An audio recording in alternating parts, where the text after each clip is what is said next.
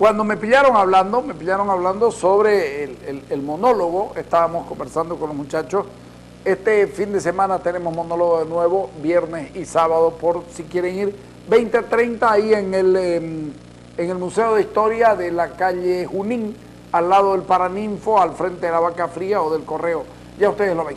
Vamos con Carlos Hugo Molina, porque el gobierno, Carlos Hugo Molina tiene una lógica en su forma de ver las cosas que es realmente destacable. El gobierno, cuando le dicen que está bien en economía, se lo muestra a todo el mundo. Cuando le dicen que está mal en respeto a los derechos humanos, dice que no lo cree. Puta madre, las cosas en política internacional y en la opinión que hay desde afuera, uno no las toma con beneficio de inventario. Ponerlo a Carlos Hugo. Bolivia está entre los 100 países más corruptos por quinto año consecutivo, esto en función de los informes que hace Transparencia Internacional. ¿Cómo ve usted este tema? Bueno, hace rato que estamos en medio de una contradicción y una paradoja. La contradicción es que de manera permanente escuchamos informes nacionales internos que nos colocan o nos colocarían en situaciones de preponderancia y de importancia a nivel internacional en muchos campos. Datos ofrecidos por organismos internacionales y que el gobierno los asume como válidos y propios en materia económica, en materia relativa a ciertos indicadores sociales, en materia de desarrollo, en materia de producción, de exportación. Simultáneamente a eso hay otros indicadores que nos vuelven a la tierra, a pisar tierra, que nos hacen o nos debieran hacer reflexionar sobre otros campos en los que no estamos tan calificados de manera tan extraordinaria y tan majestuosa como aquellos que el gobierno le gusta repetir, y en esos casos los datos son desconocidos en su valor y en su importancia. Eso es lo que pasa con los temas cuando se refieren a derechos humanos, cuando se refieren a temas de transparencia, como en esta oportunidad, en los que evidentemente el país todavía no alcanza la velocidad de crucero que desde el punto de vista humano y desde el punto de vista institucional querríamos todos en este país.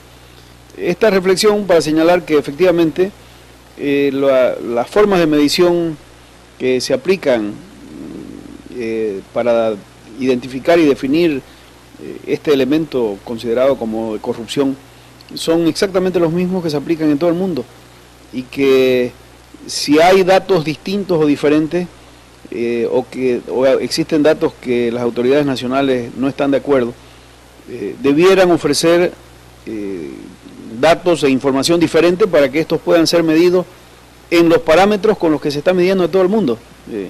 No podemos ser diferentes, no nos pueden medir de manera distinta a lo que con parámetros distintos a los que se miden otros países. Esa es la característica de este tipo de mediciones y de valoraciones. Hay una sensación que está acompañada de verificación. Siempre habrá la duda si porque se descubren tantos actos de corrupción de manera permanente es porque están funcionando los mecanismos o es porque está aumentando la corrupción. Esto no ocurre en Chile, esto no ocurre en el Uruguay. ¿Por qué?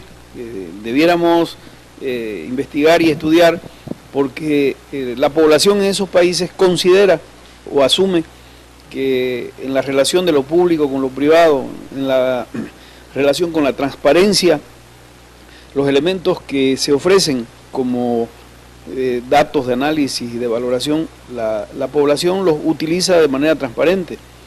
En Bolivia tenemos dificultades para acceder a la información de manera transparente y oportuna, y eso se presta a la opinión de la autoridad pública, que siempre va a valorar de la mejor manera posible lo que está haciendo, pero va a tener que someterse, mientras no haya un dato consistente, comparable y que pase la prueba de la consistencia a nivel internacional, a este tipo de evaluaciones. Entonces, hemos tardado más del tiempo prudente para conocer los datos del censo. Hasta el día de hoy hay observaciones con relación al dato del censo. Conocemos de manera permanente observaciones respecto a la forma como se hace la medición en los índices de la canasta básica del INE, para decirlo de alguna manera. Entonces, estos temas que son tan básicos, tan elementales, encuentran en las formas de medición internacional una observación que internamente pareciera las dejamos pasar, o no son tan importantes, o nos hemos acostumbrado a que no nos den la información. Pero a nivel internacional, cuando se solicita un dato y no se ofrece, se considera que no existe, y no es ya un tema de debate ni de discusión. El Estado que no ofrece de manera oportuna y consistente y transparente la información que maneja y la comparte para que pueda ser evaluada, pueda ser analizada y criticada de la misma manera que se lo hace en todos los otros estados que forman parte de la medición, pues obviamente va a estar en desventaja. Yo querría que Bolivia no esté en entredicho con relación a estos temas, y ese mi deseo no tiene nada que ver con que estemos o no estemos metidos, para decirlo de alguna manera. Voy a ponerlo en términos ideológicos.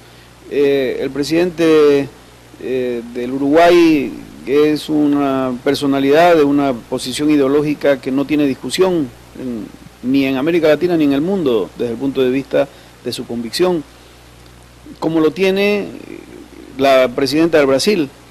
Y sin embargo, la forma de valoración y las dificultades que están pasando uno y otro país con relación al tema de transparencia son totalmente distintos, con el mismo instrumento de medición, para decirlo en términos prácticos, en términos operativos. Si yo trato de ser lo más objetivo posible y establezco que las condiciones sobre las cuales se están midiendo a todos de la misma manera y con la misma vara, y los resultados que se ofrecen son esos, yo tengo que asumir que si quisiera que sean distintos, debo ofrecer elementos que califiquen de manera distinta. A ver, lo hemos repetido varias veces, Bolivia es el país del sistema interamericano que tiene la mayor cantidad de sistemas de control, fiscalización y contraloría de manera institucionalizada, de manera legal y de manera constitucional. Empezamos con la ley SAFCO, que se aprobó y que sirvió para empezar a hacer funcionar los sistemas de control fiscal, pero de entonces hasta ahora la ley de participación popular incorporó el instrumento de la Contraloría Social a niveles municipales, que sirvieron de instrumento para hacer luego mecanismos operativos que fueron subiendo de nivel para llegar al departamental y a lo nacional. Bolivia tiene un capítulo en su constitución relativa a la transparencia y la lucha contra la corrupción. Efectivamente, no se trata ya de una política de gobierno, es una política de Estado. Bolivia tiene una serie de instrumentos que ha creado, otra vez lo repito, es el Estado del sistema interamericano, para no irme más lejos, que tiene la mayor cantidad de instrumentos de contraloría, control y fiscalización de la gestión pública. Esto, otra vez, puede ser analizado de dos maneras. Una, porque somos muy celosos de la gestión pública y de la transparencia y porque queremos que siga efectivamente esa calidad. O si no, porque aquí hay tanta corrupción y en tal volumen que necesitamos seguir construyendo instrumentos para fiscalizar algo que resulta desproporcionado y desmedido. Creo que es muy claro el análisis de Carlos Hugo. El problema del gobierno boliviano es que cree que le puede dar lecciones al mundo de cómo hacer las cosas, cómo trabajar las cosas, cómo medir las cosas, y así creo que no llegamos a ningún lado y no vamos a llegar bien. Porque como dice Carlos Hugo, a ver, si Brasil, Uruguay y Bolivia, tres países supuestamente de izquierda los tres, claramente de izquierda el presidente uruguayo, claramente de izquierda la presidenta Dilma Rousseff y claramente populista desde mi punto de vista el presidente Evo Morales, pero pseudo izquierdista.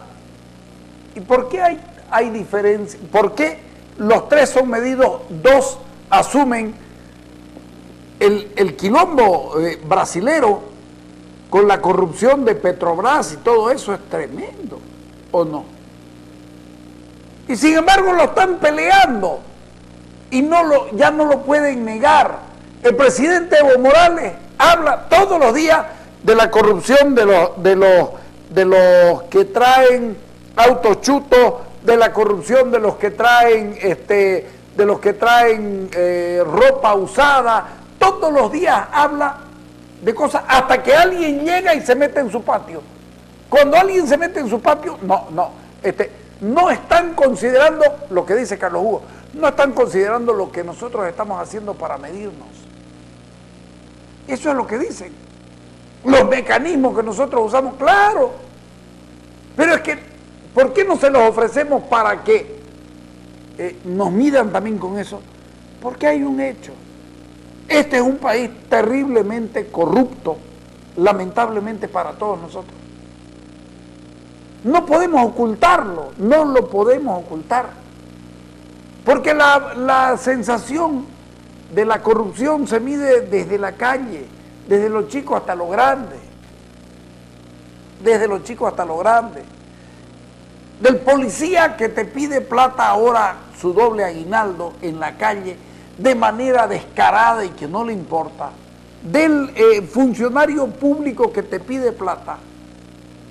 De los lugares donde no puede entrar la policía, donde no puede entrar nadie, en las fronteras con Chile, etcétera, etcétera, o en los pueblos de narcotraficantes como el famoso San Germán ese, que acaban de encontrar 80 fábricas nuevas y donde no funcionó el mecanismo de control para evitar que llegue la coca hasta ahí, cuando hay un solo camino. Entonces, puede que no le guste al presidente, uno lo escucha al presidente y pareciera de que la cosa va en serio, y lamentablemente no va en serio. Lamentablemente no va en serio. Además, nos miden en corrupción, estamos mal. En respeto a los derechos humanos también estamos mal. Ponelo a Rubén Darío Cuellar. Te estamos presentando el 7º reporte cronológico de las violaciones a los derechos humanos sucedidas en Bolivia. Este reporte cronológico abarca el periodo de mayo a agosto de este año. Bueno, y en los 5 ejes temáticos que tradicionalmente hemos hecho los anteriores 6, que es la suspensión o destitución de autoridades legítimamente electas, la persecución judicial por motivación política, la discriminación de acceso a cargos públicos o a servicios por el mismo motivo político, la suspensión de autoridades judiciales y de jueces y el acoso y la violencia contra la mujer en ejercicio de cargo electivo, ¿no? Lamentablemente tenemos que decirle que en este cuatrimestre la situación de los derechos humanos no muestra mejoría.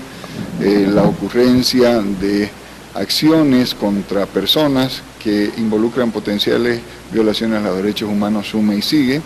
En este periodo nosotros no solamente incluimos el hecho de que 92 personas dicen ser perseguidas judicialmente, o el hecho de 15 autoridades que han sido destituidas o suspendidas o continúan suspendidas y destituidas en el cargo de las más de centenares de autoridades que hemos denunciado en esta situación. 110 personas dicen ser objeto de discriminación política en este cuatrimestre, o el caso de los 3 miembros del Tribunal Constitucional, el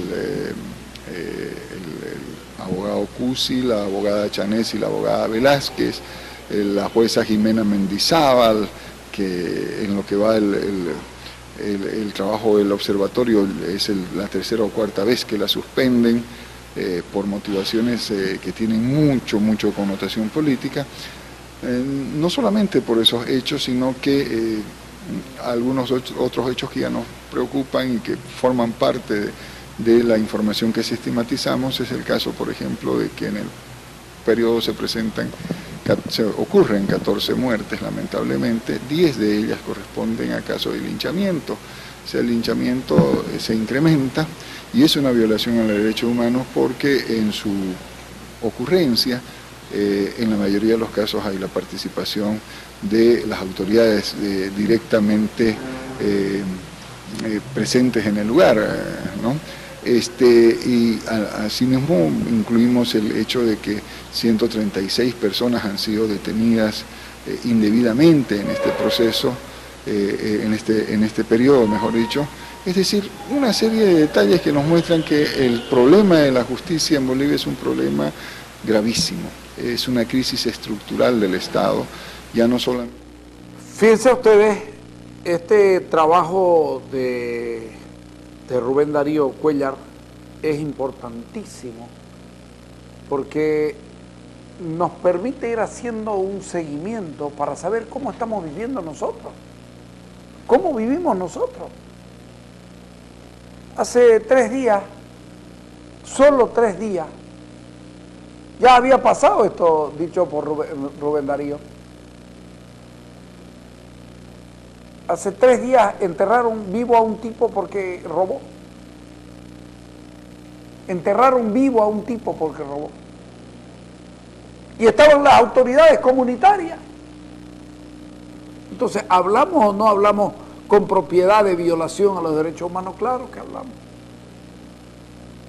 Lo que pasa es que, de nuevo, en la misma lógica de la que decía Carlos Hugo, no, es que no están viendo los esfuerzos que estamos haciendo. No, un ratito, vamos a los logros. Tus esfuerzos pueden ser buenos, completamente buenos, pero si te aplazás al final, ¿sabes qué? No importa si estudiaste, si te aplazaste, vas a repetir, así de sencillo.